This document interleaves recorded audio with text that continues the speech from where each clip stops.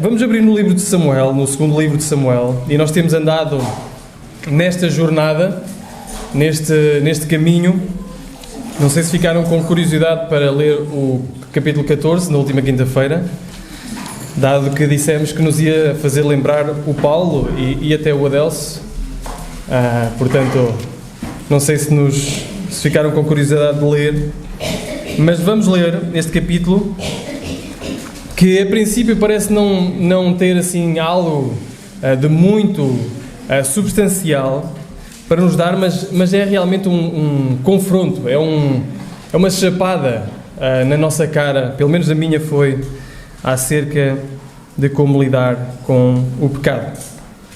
Então, vamos ler o capítulo 14, aliás, vamos começar a ler no versículo 37 do capítulo 13, e depois todo o capítulo 14 do segundo livro de Samuel. Segundo livro de Samuel, 13, 37, e depois todo o capítulo 14.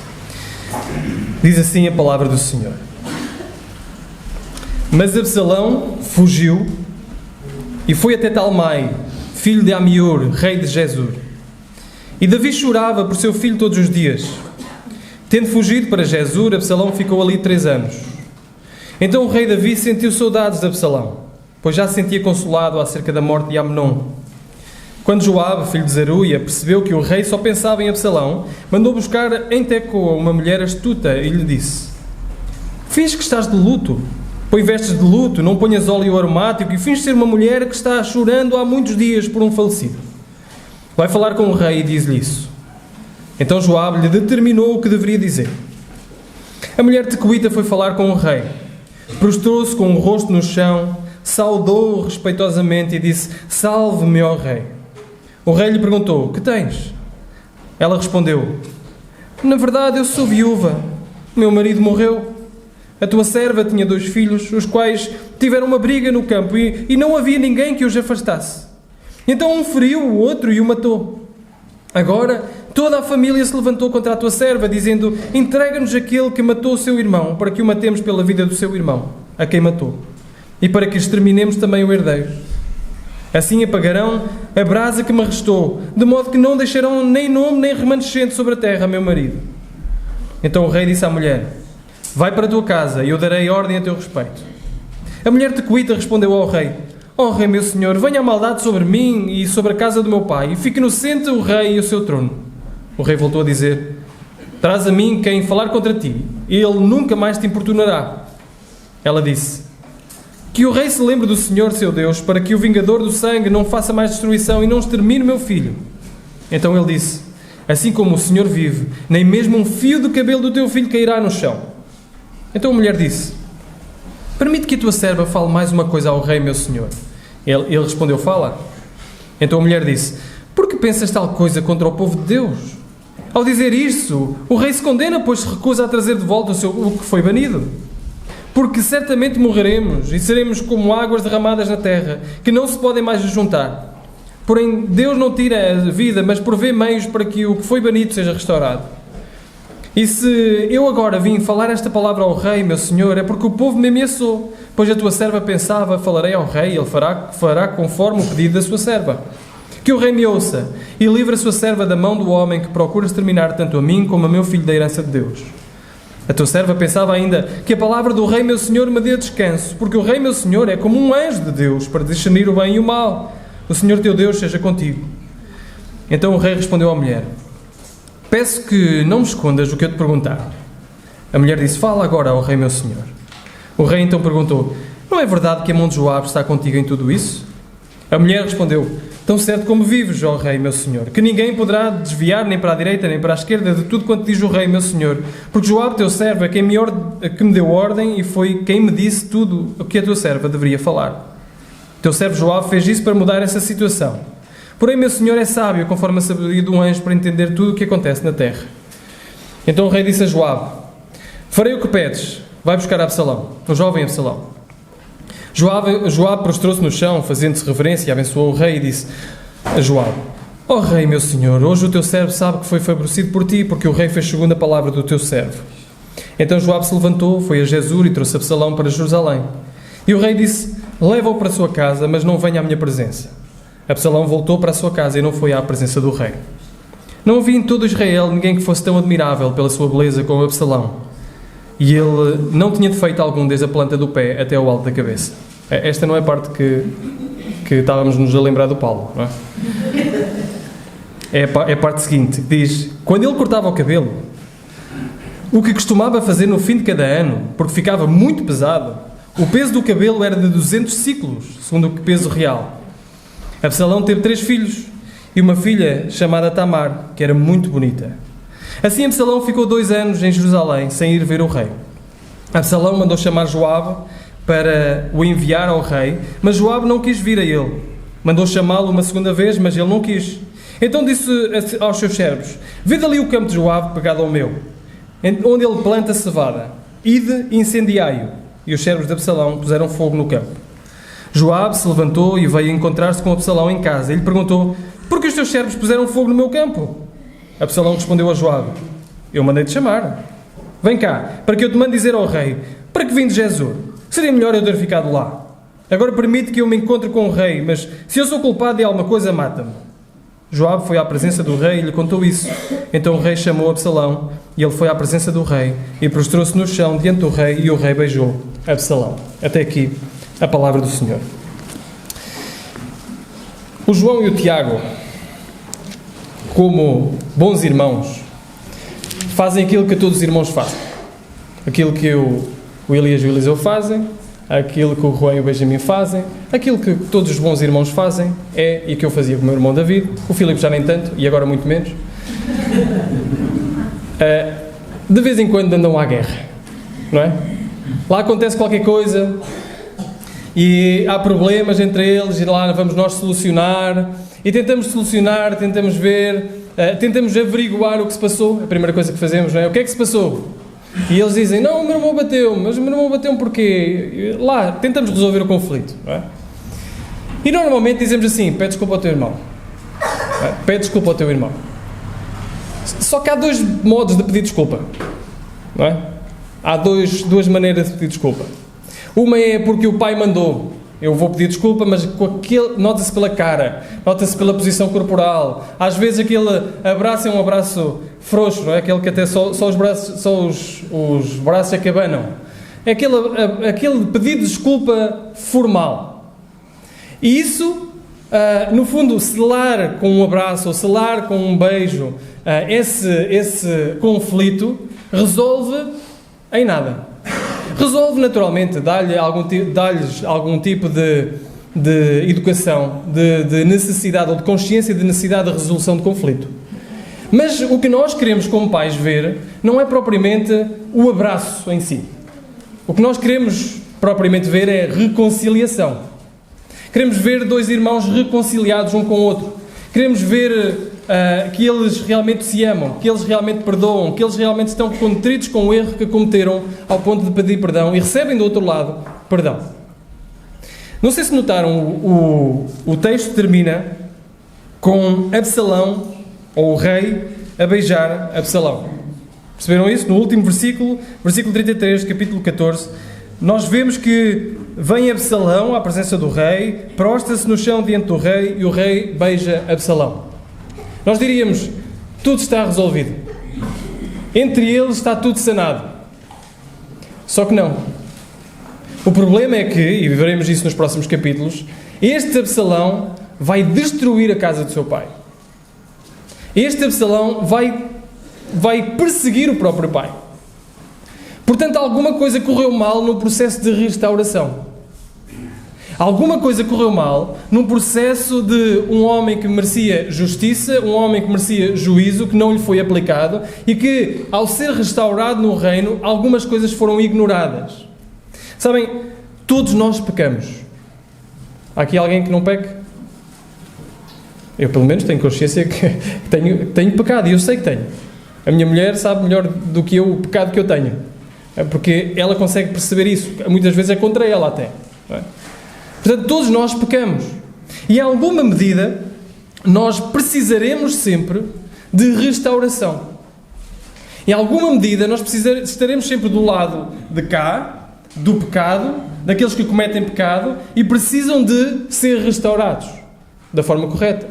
Mas também acontece o oposto. Também acontece o oposto em de sermos nós o alvo do pecado dos outros e que precisamos de estender misericórdia, de estender um processo de restauração correto. Porque se este processo não for correto, nós corremos o risco de o que vem a seguir ser ainda pior. Do que vem a seguir ser ainda pior, porque depois o processo repete-se e nós lembramos e as memórias que não estão resolvidas atrás começam a surgir aqui à tona e começam a incendiar ainda cada vez mais o relacionamento. Então nós todos precisamos disso. Nós todos, de tempos a tempos, precisamos ser disciplinados e disciplinar para que possamos voltar a este padrão, que é o padrão do crente. O padrão do crente não é um padrão de perfeição, porque não somos perfeitos, mas é um padrão de crescimento em santidade no perfeito, que é Jesus. Jesus é o perfeito. E é o alvo, e nós olhamos para Ele e percebemos que, não sendo perfeitos, nós queremos cada vez mais ser iguais a Ele.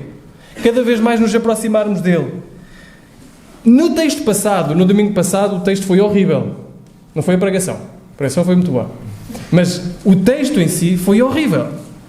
Nós vimos um homem que desejou ardentemente a sua meia-irmã. Queria-se deitar com a sua meia-irmã. Ao ponto de fazer um plano para que pudesse capturar a sua meia-irmã no mesmo quarto e forçá-la a deitar-se com ela. E isto aconteceu, e assim que aconteceu, já sendo horrível, mais horrível ainda se tratou quando ele expulsou a irmã do quarto, porque agora já não a amava, agora odiava. E o Absalão, que era irmão de Tamar, que foi desprezada, guardou isto no coração durante 2 anos.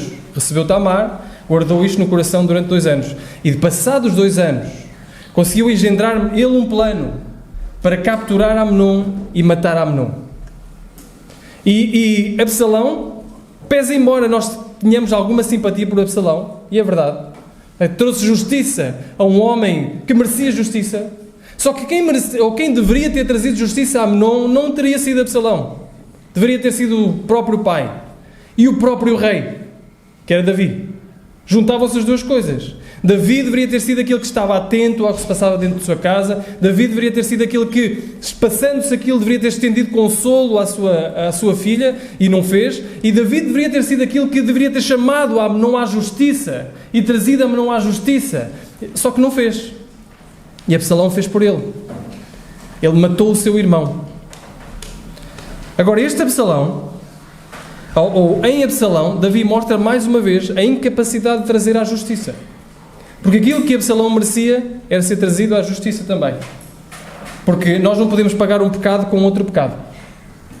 Nós não podemos pagar um pecado, tu fizeste-me isto, então eu vou-te fazer aquilo. E normalmente isso só entra em escalada. Quando nós queremos pagar o pecado com outro pecado, normalmente só entra em escalada. Porque nós achamos sempre que fazemos menos que os outros nos fazem a nós. Então nós vamos pagar olho por olho, dente por dente. E não poderia ser assim, ele deveria ter sido trazido à justiça. E nos últimos versículos então que nós lemos, vemos que, não sendo incapaz de trazer à justiça Absalão fugiu. Diz o versículo 37, que nós começámos por ler. Absalão fugiu e foi até Talmai, filho de Amiur, e depois, diz o versículo 38, tendo fugido para Gesur. Isto é, ele fugiu para a casa da sua mãe. O seu avô era o rei de Gesur, antigo rei de Gesur. Agora já não era, mas era o antigo rei de Gesur. Ele foi para lá isolar-se. Foi para lá fugir. E notem a redundância, não é? Quer dizer, na redundância não, a repetição da palavra, que não é redundância, é um reforço. Tendo fugido, não é? Versículo 37 e versículo 38. Então, Absalão fugiu e Davi começou a sentir algumas coisas. Davi chorou a morte de Amnon, seu filho, e depois começou a sentir falta do próprio Absalão. Então aqui temos um homem que merece ser castigado por aquilo que fez, Absalão, e temos um homem que precisa de lidar com esse pecado e esse processo de restauração de Davi, e que nós, se saltarmos do primeiro versículo para o último, ele está restaurado. Absalão foi restaurado. Agora o processo é que nos vai ensinar como não lidar com o pecado. Não pelo exemplo positivo, mas exatamente pelo exemplo negativo. Quando fazem alguma falha contra nós, ou quando somos nós que cometemos falha, seja no casamento, seja com os filhos, seja com os pais, seja com os amigos, seja com os irmãos, seja na igreja, nós precisamos de aprender a lidar com o pecado da maneira correta. Porque se não aprendemos a lidar com o pecado da maneira correta, isso pode virar-se exatamente contra nós e destruir-nos de dentro para fora.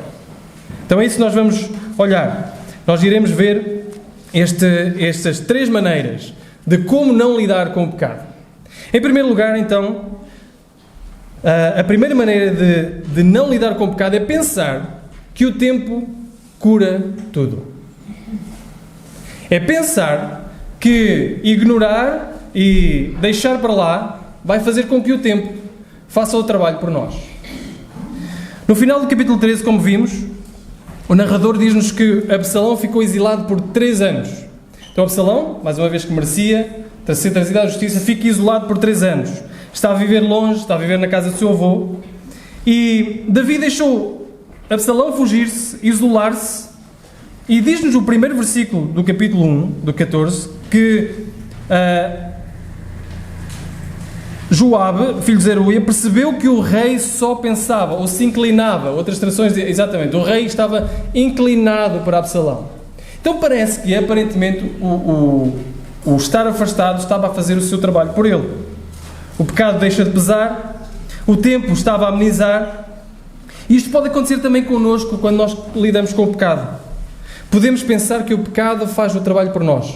Que o pecado vai mudar o coração da outra pessoa, que o pecado vai trazer, que o tempo vai tratar o pecado no coração da outra pessoa, que o tempo vai mudar, transformar, trazer pesar acerca daquilo que ele fez e corrigir as coisas que ele fez. Mas o pecado precisa ser tratado. O pecado, seja por falta de coragem, por falta de ousadia, ou por acharmos que sabemos melhor o que Deus sabe, nós deixamos de tratar o pecado como ele deve ser tratado. Nós sabemos melhor que Deus. Então nós temos... Eu sei que Deus manda-me tratar o pecado e focar e tratar as consequências, mas, quer dizer, o mais lógico a fazer, o menos trabalhoso a fazer, o que exige menos coragem e ousadia é isto. Então eu vou seguir por ali, vou deixar o tempo fazer o seu trabalho em relação ao pecado que está à minha volta. Só que isso nunca acontece. Nunca acontece. Isto acontece muito com os homens, não é? Não?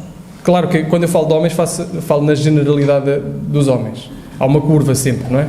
Há sempre homens que não entram dentro deste padrão. Mas, normalmente os homens não gostam muito de conversar sobre o assunto. Não? Sou eu? Os homens não gostam muito de conversar sobre o assunto. Acontece um problema em casa e o que me ajuda a resolver às vezes o assunto, sabem o que é? Uma boa noite de sono. Eu durmo uma boa noite e acordo fresco no dia a seguir, como se não se passasse nada. Só que acordo como se não se passasse nada, mas a passar-se alguma coisa. Porque ao lado de mim pode estar uma mulher a ferver com um problema que não foi resolvido e que precisa ser processado e falado. O homem pensa sempre que, afastando-se da situação, deixa o tempo resolver a coisa. As coisas deixam de pesar tanto. As coisas não estão tão emotivas. Isto pode causar problemas no próprio casamento, porque o homem não está a resolver as coisas ou pensando como a mulher precisa de resolver as coisas e a esposa não sabe como resolver os problemas da forma como o homem pensa resolver os problemas. Então nós olhamos para o casamento e ele pode estar em conflito por maneiras diametralmente opostas de resolver as coisas. Resolver o pecado, resolver as ofensas, resolver os pequenos atritos no casamento. Então vamos deixar isto e o tempo vai resolver. Só que nunca resolve. Nunca resolve. Os problemas precisam ser tratados. Os problemas precisam ser atingidos. Sabem, isto acontece igual com os filhos. Quando olhamos para o pecado deles e dizemos: é normal. É normal ele fazer isto. Olhamos para o pecado, olhamos para a própria idade deles e nós dizemos: olha, faz parte da idade. É a crise dos 2 anos. Já ouviram falar? Não é? É a crise dos 2 anos. Então, vamos dos? Estão sempre em crise. Estão sempre em crise, não é? É verdade, é verdade. Estão sempre em crise. Porque é a crise dos 2, é a crise dos 3, é a crise dos 5, depois é a crise dos 8 e 9, depois é a crise da adolescência, depois é a crise... Então estão sempre em crise. E nós pensamos assim: não vamos tratar isto, não vamos tratar aquilo, porque é natural da sua própria idade. É normal na sua própria idade. E deixamos de tratar o pecado. Nós, como pais, deixamos de tratar o pecado dos nossos filhos e afastamos, deixamos os 3 anos passar à espera que o pecado se resolva por ele próprio, sozinho. À espera que isso seja processado. Sabem, há semanas atrás, Eu, como alguns dos irmãos sabem, estive a pregar num retiro de jovens no Algarve. E falámos, o tema central foi sobre paladares, palpitações, desejos, como lidar com os desejos da nossa cultura, como os jovens podem processar as inclinações para os desejos, e falámos de várias coisas. Entre elas falámos, como já falámos aqui há alguns domingos atrás, falámos sobre pornografia. E um dos jovens, no final, chamou à parte, estive a falar com ele, e ele dizia-me assim: eu tenho um grave problema com isso. Já falei ao pastor da igreja e o pastor da igreja está a ajudar-me. Já falei aos meus pais e a minha mãe disse-me que é normal. E ele vivia este conflito entre saber o que estava certo e conviver com uma mãe que lhe diz: deixa estar, rapaz, isto é coisa da idade, depois isso passa. Mas sabem uma coisa? Conheço muita gente, mas mesmo muita gente, em que isso não passou. E hoje o casamento deles é afetado por isso. Sabem, quando nós não tratamos dos problemas atempadamente e pensamos que o tempo resolve, isso só causa problemas futuros. Precisamos de tratar os problemas no tempo. Não podemos normalizar o pecado. Não podemos normalizar o pecado na vida dos nossos filhos e depois vemos filhos incapazes de se submeterem à autoridade dos pais, filhos incapazes e incorretos para os outros, com traumas no seu passado, que depois agora se refletem no presente. E depois chegamos à frente e dizemos aquela célebre frase: nunca pensei que o meu filho fosse fazer uma coisa destas. É só que há um processo para isso acontecer. Muitas vezes houve um processo em que nós deixámos de tratar as coisas no tempo correto. E por isso, aquilo é somente um resultado do que aconteceu antes. Deixámos de colocar a vara, não é? Aquela vara ao lado das árvores. Aquela vara que ajuda a árvore a crescer direito. Deixámos de a colocar. E depois, mais à frente, dizemos assim: mas como é que esta árvore nasceu torta? Ficou torta? Sim, porque deixámos de colocar a vara ao lado. E atá-la à vara, para que ela pudesse crescer corretamente. Mas sabem, acontece também com a igreja. Acontece quando permitimos que o pecado cresça na igreja sem que seja confrontado. O pecado é um mal terrível que destrói e o tempo não cura. O tempo só piora. Quanto mais tempo demorarmos a corrigir um pecado, mais difícil se torna corrigirmos, intervirmos. Mais normalizado fica. Mais incapazes de curar nós ficamos. Mais incapazes, mais outros seguirão esse mesmo pecado porque já passou a ser normalizado na igreja. Se acontece com aquele, porque é que eu não posso fazer? Se aconteceu com aquele e ninguém fez nada, porque é que eu não posso também fazer? Então acontece na igreja, quando nós deixamos de tratar as coisas atempadamente. Assim o pecador fica mais livre para pecar, para continuar no seu pecado, e outros na igreja mais inclinados a imitá-lo. Sabem, Paulo tratou disso frequentemente. Eu andei a semana passada a ler as cartas de Paulo, todas do início ao fim, e uma coisa que salienta é Coríntios. Coríntios é uma carta terrível, as duas cartas. Porque Paulo está constantemente a tratar de problemas, e chega a 1 Coríntios capítulo 5, ele trata de um problema que ele diz assim: eu nem fora da igreja ouvi isto. Nem fora da igreja ouvi um homem que se deita com a mulher do seu pai. Que era isso que estava a acontecer. Imaginem o que estava a acontecer na igreja em Corinto, porque na igreja em Corinto havia alguém que cantava as mesmas músicas com eles, ombro a ombro. Havia alguém que professava ser cristão. Havia alguém que no final do culto era cumprimentado a dizer assim: irmão, como está? E essa pessoa deitava-se com a mulher do seu pai. Tudo normalizado. Tudo normalizado. E Paulo diz assim: eu nem lá fora eu ouvi uma coisa dessas. Tratem disso, diz ele. Tratem disso já. E é necessário que a igreja trate do pecado quando ele deve ser tratado. O tempo não cura tudo. O tempo não joga a nosso favor. É verdade que nós precisamos de separar as nossas emoções imediatas e uma certa distância, que é para não dizermos coisas que nos arrependamos, para não fazermos coisas que nos arrependamos, mas precisamos de agir com celeridade em relação àquilo que é o pecado em todo o lado, e em particular na igreja. É isso que Pedro fez, os apóstolos fizeram com Ananias e Safira. Conhecem a história, não é? Ananias e Safira chega logo no início da igreja e eles mentem. Eles mentem. E mentem dando dinheiro à igreja, porque eles disseram assim: está aqui o dinheiro todo. Era uma parte, era muito dinheiro. Mas está aqui o dinheiro todo. Mentiram. E naquele momento eles morreram. E nós podemos dizer: que drástico. Que drástico, Ananias e Safira morrerem por causa de uma mentira. O resultado está em Atos 5:11, diz assim: e houve grande temor em toda a igreja e em todos os que ouviam estas coisas. A igreja aprende a temer ao Senhor quando assim é.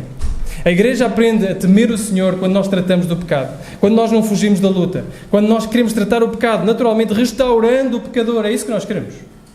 Mas quando nós tratamos do pecado, e irmãos, não entendam que isto é uma responsabilidade dos presbíteros, é uma responsabilidade de todos nós, Paulo escreve a carta aos Coríntios a toda a igreja, e diz assim: eu não acredito como é que vocês que convivem todos os dias com Ele permitem que isso aconteça e seja normalizado.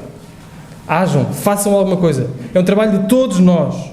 A igreja, naturalmente, deve apoiar a intervenção, deve perceber que o pecado é destrutivo, deve perceber que o pecado é como um cancro que mina, que destrói, que consome, que come, que multiplica-se. E se não for tratado no seu estágio inicial, ele pode matar todo o corpo. E precisamos de atentar para isso.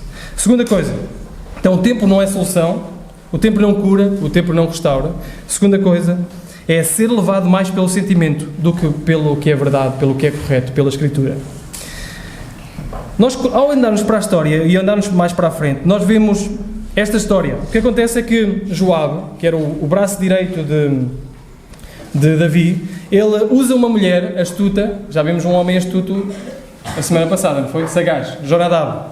Foi o que disse a Amnon e disse assim: olha, se tu gostas tanto da tua irmã, porquê é que não arranjas maneira de te fechares no mesmo quarto com ela? Foi aquele que acabou por proporcionar as condições para que acontecesse aquela violação. Mas, neste caso, mais uma mulher astuta aparece. E Joabe usa esta mulher para dizer aquilo que ele quer. E faz mais ou menos aquilo que Natã fez. Conta uma história. Conta uma história acerca dela, que tinha 2 filhos, que guerrearam, um matou o outro, e depois esse que ficou agora era alvo da justiça de todo o clã, porque tinha matado. E segundo a lei, ele precisava morrer, precisava ser trazido à justiça, e se fosse culpado, precisaria de morrer. E só que esta mulher diz: por favor, ajuda-me, porque eu assim vou ficar sem filhos. E Davi, mais uma vez, é levado pela história e diz assim: não te preocupes, não vai acontecer nada com o teu filho. E ela chega e diz assim: então, se não vai acontecer nada com o meu filho, porque é que tu não estás a fazer alguma coisa em relação ao teu filho? Porque é que tu não estás a trazer o teu filho? Esta história que eu contei é a tua vida. Esta história que eu acabei de contar é a tua vida, em que um dos teus filhos matou o outro e agora está exilado, está afastado, e tu queres que ele fique lá e que não venha ser trazido para o reino poder prosperar. Então faz alguma coisa em relação a isso. Só que aquilo que estava, no fundo, em causa, não era propriamente o amor de Davi por Absalão, mas era a justiça do ato. Porque aquele irmão que matou o outro no campo, a história, efetivamente merecia morrer. Diz lá em Números 35, 21. Ou por inimizade o ferir com a sua mão e morrer, certamente morrerá aquele que o ferir. Homicida é, e vingador de sangue, e o vingador de sangue, encontrando o homicida, o matará.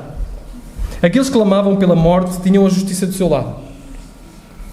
Mas a mãe que amava o filho pedia que a justiça não fosse feita. Joabe tinha descrito isto com muita habilidade, com muito cuidado. E Davi é colocado no dilema. O que é que Davi vai fazer? O que é que Davi agora vai fazer perante este clamor por justiça e este clamor por amor e misericórdia? O que é que Davi vai fazer neste caso? Davi caiu nesta armadilha. E Davi diz: olha, nada vai acontecer com o teu filho. E eventualmente ele vê a história e vê que isto que estava a acontecer não foi a mulher que fez, mas foi Joabe. Ele diz assim: diz-me com razão, quem é que fez isto? Foste tu que inventaste esta história ou foi Joabe que está por detrás disto? Ele diz: é Joabe mesmo, foi Joabe que fez isto. E então a história de Joabe causou efeito em Davi, mas existe aqui uma grande diferença em relação à história de que Natã conta a Davi e a história que Joabe, por meio desta mulher, conta a Davi. É que Natã toca a consciência de Davi contra aquilo que ele sentia. O que é que Davi queria? Queria uma mulher, queria Batseba, tinha adulterado com ela, tinha morto o seu marido, tinha ficado com a mulher, finalmente estava tudo resolvido, finalmente estava tudo bem, ele tinha o que queria. E Natan chega e conta-lhe uma história para que ele pudesse tocar a sua consciência contra o que sentia, porque o que sentia era o errado. Então ele precisava de tocar a sua consciência, precisava de perceber que ele precisava de fazer o correto em vez do que sentia. Joabe faz exatamente o oposto. Absalão merecia ser trazido à justiça. Mas Joabe conta uma história, ou usa alguém para contar uma história, para que o seu sentimento se opusesse à sua consciência do que era certo. Ele precisava de fazer o que sentia, os sentimentos, a afeição, contra aquilo que era a consciência. Em vez de fazer o que é certo, em vez de fazer o que é justo, então Davi inclina-se a Absalão. Absalão deveria ter sido trazido a julgamento. E mais uma vez, isto nos instrui na forma como o pecado não deve ser tratado. Quantas vezes nós colocamos o sentimento à frente do que é correto? Todo o pecado custa, e custa muito. Eu posso-vos dizer por experiência própria, eu não sou uma pessoa confrontadora, não gosto de confronto. É necessário, eu sei que é, e quando é preciso é feito, mas não é uma coisa que me dê prazer nenhum. Aliás, se fosse por mim, eu era daqueles que deixava o tempo curar e era daqueles que colocava o sentimento à frente da razão e do que é correto. Mas a questão é que a palavra de Deus nos indica algo contrário, algo diferente. É muito mais fácil não acudir ao fogo do outro, e usando uma analogia do que aconteceu agora. Não é? É muito mais fácil nós estarmos a ver o campo arder do outro, o campo do vizinho arder, e dizer, é problema dele, ele que faça alguma coisa, eu estou seguro. Só que o problema, e nós vimos isso com muita facilidade, é que o fogo do outro não fica no fogo do outro, passa para o nosso, e de repente temos tudo consumido, porque não quisemos ajudar o outro, porque não fizemos o que era correto. Nós precisamos de colocar o que é correto e entrar dentro do mundo do outro para ajudar a fazer o que é correto, em vez daquilo que sentimos. Quantas vezes permitimos que aquilo que sentimos tolhe o julgamento justo da situação? Porque é nosso irmão, porque é nosso filho, porque é nosso pai, porque é nosso amigo, o pecado passa a ser desculpável. É nosso amigo, é nosso filho. Quando é com outros que nós não sentimos uma afeição natural, aí sim, justiça precisa ser trazida. Mas quando é nosso, nós começamos a colocar o sentimento à frente daquilo que é correto, daquilo que é certo. Nós temos igrejas familiares, isto em parte é uma vantagem. É uma vantagem para nós. Mas é preciso que percebamos que todo o pecado, seja ele qual for, seja qual for a proveniência, precisa de ser tratado. O facto de ser meu filho não pode impedir que eu trate o pecado. Sabem, eu conheço muitos casos assim, até relativamente recente, em que o filho entrou em pecado e foi o próprio pai à frente de toda a igreja, sendo ele também presbítero da igreja, que disciplinou o filho por causa do pecado em que ele entrou, impenitente, sem arrependimento. E são estes exemplos que nos dão coragem, que nos dão ousadia, que nos dão um balão de ar para percebermos que existem pessoas que seguem o modelo bíblico de colocar aquilo que é correto e aquilo que é certo à frente daquilo que é o que sentimos e aquilo que é a nossa inclinação. Quantas e quantas igrejas se dividem pela aplicação justa da disciplina com amor, ou que não se dividem pela aplicação justa da disciplina, mas pela ideia de como nós amamos não podemos disciplinar, como nós amamos não podemos fazer nada em relação ao pecado, como nós amamos vamos passar um pano em relação ao pecado. Quantas igrejas se dividem por causa disso? A ideia errada de que quanto mais amamos, menos temos que corrigir. Não é assim com os nossos filhos, pois não? Não é assim que nós fazemos com os nossos filhos. Se o meu filho passa esta estrada sem olhar para os lados, o meu filho ou a minha filha passam uma estrada sem olhar para os lados, a minha primeira intenção vai ser ir ter com ela ao outro lado e corrigi-la. Não voltas a fazer isso. Não voltas a fazer isso, porque pode vir um carro, tu não o vês, ele não te vê e ele atropela-te. Então isto é amor. O amor é corrigir, mesmo que seja um filho. O amor é corrigir aqueles que nós amamos. Portanto, amamos mais quando colocamos o que é correto à frente daquilo que nós sentimos. Devemos fazer isto naturalmente com espírito de mansidão e brandura, como nos diz Gálatas 6. Não existe nenhum prazer em identificar o pecado, mas devemos ter cuidado e consciência que nós somos pecadores como eles. Cuidado e consciência de que podemos cair também nesse pecado, mas precisamos de o tratar. Sabem, É interessante que esta mulher, por 2 vezes, diz que Davi tem a sabedoria de um anjo. Tu és tão sábio, Davi, sabes distinguir o que é correto e o que não é correto. Mas é exatamente, isto é a ironia do autor, porque é exatamente o oposto. Ele não sabe distinguir o que é correto e o que é incorreto.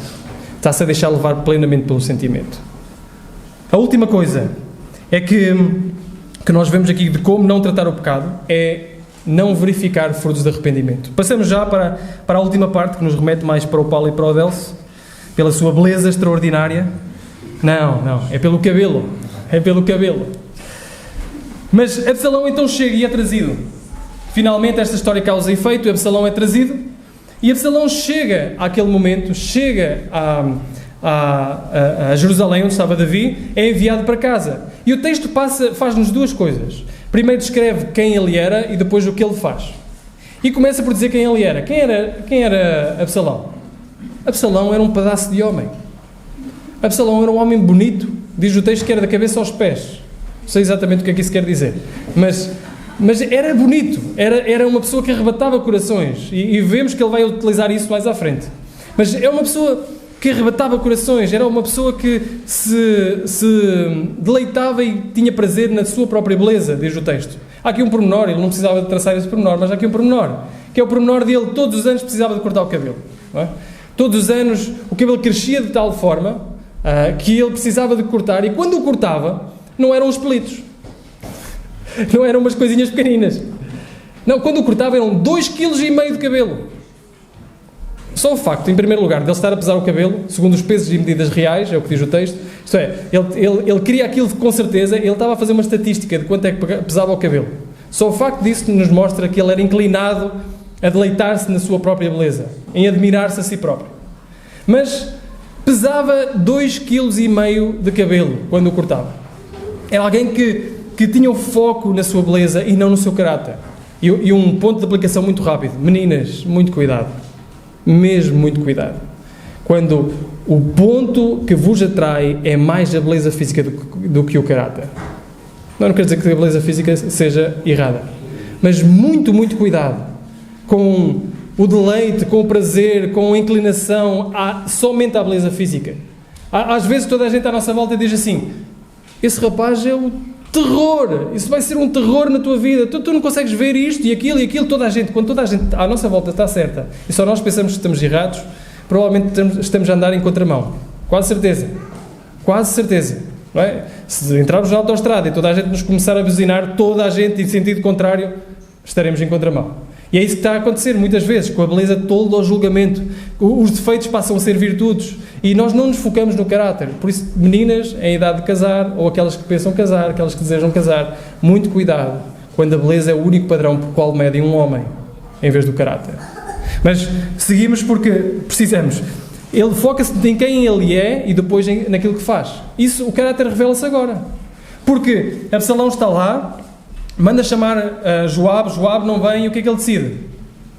Vou pôr fogo ao campo dele. Mete fogo no campo dele, Joabe aparece e diz: então, puseste fogo ao meu campo? E ele diz: não, eu chamei-te, tu não vieste? Estás aqui, não estás? Resultou. E depois ainda faz um ultimato e diz assim: olha, diz lá, vai lá dizer ao rei que eu quero vê-lo, e se ele não me quiser ver, pelo menos que me mate, eu preferia estar fora daqui. É um ultimato que ele faz ao rei, ele exige. E isto relembra-nos, e focando já no último versículo, é que ele foi restaurado, mas foi restaurado sem verificação de frutos de arrependimento. Absalão não estava minimamente arrependido do que fez. Absalão não estava minimamente com mudança de caráter. Não tinha trabalhado nisso. Claramente que Absalão não ama, não respeita o seu pai. Não ama nem respeita o seu pai. Ora, ele faz este ultimato e percebemos que aquilo que nós queremos sempre, quando há restauração, é uma mudança de caráter, é fruto de arrependimento. Uma pessoa que não está arrependida não consegue ser restaurada. Pode ser perdoada. Isto é, nós podemos perdoar o outro por alguma coisa que nos faz. Mas a restauração é preciso com 2 pessoas que realmente querem. A restauração é necessária, ou é o caminho para alguém que realmente se arrepende. O perdão é estendido, independentemente daquilo que faz. Mas a restauração precisa da outra parte realmente querer e mostrar frutos de arrependimento. E sabem, isso focando na igreja, e estamos prestes a terminar, mas focando na igreja, isso acontece e deve acontecer. Sabem o que é que muitas vezes acontece? É que nós não seguimos um modelo bíblico de restauração. Comecei por dizer, há pecado na igreja? Há. Somos pecadores? Somos. Somos perfeitos? Não somos. O pecado fica lá fora quando entramos? Não, ele vem connosco. Então, nós somos pecadores e precisaremos sempre de tempos a tempos de nos perdoar e reconciliar uns com os outros. Precisamos disso. Ninguém perfeito consegue entrar. O perfeito já cá está, é Cristo. Mas ninguém perfeito consegue entrar. Então precisaremos disto. E a Bíblia orienta-nos a fazer alguma coisa em relação a isso. Lá em Mateus 18 diz assim, se o teu irmão tem alguma coisa contra ti, vai e fala com ele. E se ele se arrepender, tu ganhaste o teu irmão. O objetivo é, e o refrão é repetido, tu ganhaste o teu irmão, tu ganhaste o teu irmão, tu ganhaste o teu irmão. O objetivo é ganhar o irmão. O objetivo é restauração. Mas para haver restauração é preciso haver arrependimento.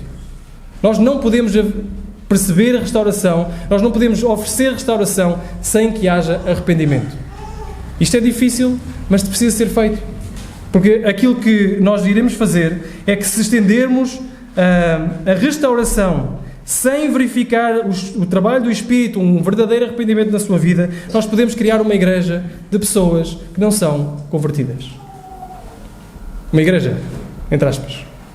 Um núcleo de pessoas que não mostram que o Espírito está a trabalhar na sua vida. E aceitando o seu pecado, convivendo com o seu pecado, nós podemos estar a aceitar uma igreja, podemos estar a mostrar uma igreja que não convive, ou que convive com o seu próprio fácil. Então a disciplina, a correção, a demonstração visa o arrependimento, visa a restauração, seja pessoal, seja interpessoal. O processo de avaliar o arrependimento não é fácil. Não é fácil. É difícil. Porque podemos mesmo assim simular. Contudo, é necessário. É necessário. E terminamos a apontar para Jesus Cristo em relação a tudo isto que falámos. Sabem, lidar com o pecado não é fácil. Falar de pecado não é fácil. Não sei se está aqui alguém que pode estar a pensar pecado, só sobre pecado, estou a falar sobre pecado, sobre problemas. Lidar com o pecado e falar do pecado não é fácil. Não é fácil agir no tempo certo. Falhamos muito. Não é fácil nós colocarmos o que é certo à frente daquilo que sentimos. Não é fácil lidarmos com esta tensão entre o que é justo, a justiça e o amor e a misericórdia. Não é fácil sequer nós verificarmos, medirmos os frutos de arrependimento. Mas não é por acaso que na passagem de Mateus 18, poderão ler em casa, é nessa passagem que aparece aquele tão célebre versículo que nós mencionamos às vezes nas reuniões de oração, que é: onde estiverem 2 ou 3 reunidos em meu nome, ali estarei no meio deles. Jesus o que está a prometer nessa passagem específica é que Ele vai estar e nos ajudar nos processos enquanto lidamos com o pecado na nossa vida e na vida dos outros. Não estamos sozinhos na luta. Porque Jesus é aquele que faz o que é certo no tempo certo. Aliás, Ele veio no tempo certo. Diz em Gálatas Paulo que Ele veio na plenitude dos tempos. Ele veio, fez-se como um de nós, viveu uma vida perfeita. Jesus é aquele que, no fundo, Ele pode resolver, Ele pode colocar o que é certo à frente do que sente. Nós conhecemos: Pai, se for possível, passa de mim este cálice. O que Jesus está a dizer é: eu vou colocar o que eu devo fazer à frente daquilo que eu possa sentir. Aquilo que seja fugir do sofrimento, fugir da coisa difícil. Ele diz que a própria vontade dele é fazer, ou a própria comida dele é fazer a vontade do Pai. Jesus é aquele que resolve finalmente o conflito entre o que é justo e o amor e a misericórdia. Porque na cruz nós vemos o grande amor de Deus. Na cruz nós vemos o grande amor do nosso Salvador. E na cruz, ao mesmo tempo, vemos o que é justo. Porque Jesus precisou de morrer para resolver o problema do nosso pecado. Então, vemos o amor de Deus, vemos a justiça de Deus, juntas num só sítio e no único sítio onde pode ser junto, que é a cruz. Então é a cruz que nos ajuda a resolver o problema do pecado. Sabem, Davi, ele, para tentar resolver o problema, poupou o seu filho. Deus não. Para resolver o problema, Ele não poupou o seu filho. Enviou-o para morrer no nosso lugar. Enviou-o para que possa ser produzido em nós verdadeiros frutos de arrependimento. Porque Jesus é aquele que, ao contrário de Absalão, beija o pai em plena reconciliação. Mas já tinha recebido um outro beijo. O famoso beijo, o mais conhecido beijo da história. Quem foi? Judas. Judas beijou-o. e ele depois beija o Pai em reconciliação. Ele recebe o beijo da traição, o nosso beijo da traição, o teu beijo da traição. O teu pecado, Ele recebe-o e imputa-nos a nós a justiça, para que agora possamos ser reconciliados da maneira correta com Deus. Então aquilo, e terminando mesmo, aquilo que eu vos faço, o apelo que eu vos faço, é que tu confesses o teu pecado, que tu admitas que és pecador, que tu possas entregar-te a este Jesus, o único que pode resolver o problema que está em nós, este conflito que está em nós, este problema que está connosco desde que nascemos. E se não for resolvido, permanecerá por toda a eternidade, afastando-nos de Deus, afastando-nos da sua misericórdia, em irreconciliação. Hoje o apelo é feito: reconcilia-te com Deus, reconcilia-te com Deus, reconcilia-te com Deus por meio de Jesus Cristo. Que o Senhor nos abençoe.